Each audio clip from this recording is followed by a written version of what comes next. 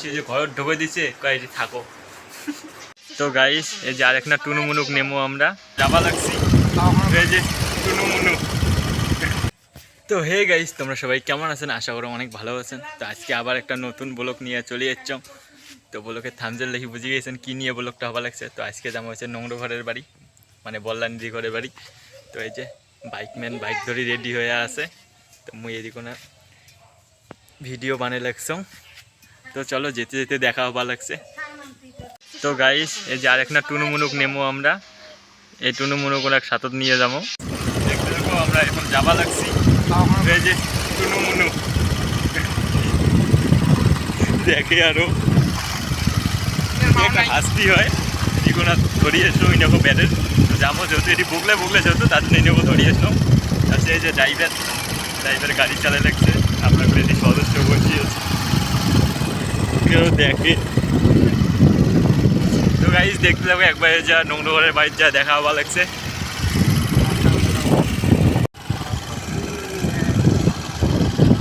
দেখো গাইস আমার এদিকে যা ওগুলা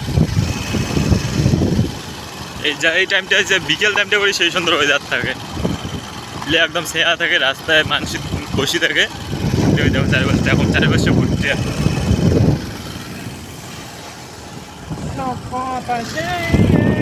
তো গাইস ফাইনালি চলে আসছি।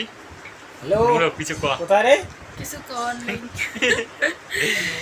আসলো আসিয়া খাওয়া দাওয়া শেষ। এতক্ষণ বাড়িতে অনেক লোক ছিল, তার জন্য আমি ভিডিও চালু করো। তো এখন এই যে এখন আমরা ফাঁকা হইলাম। তো এদিকে না বসিয়ে যে নোংরা এলা শুনতে আসলো আসি, আমার সাথে কোনো কথাবার্তা নাই, ইয়ের মনে কাজ করে লাগছে। আমার আসি যে ঘর ঢুকে দিচ্ছে কয় যে থাকো।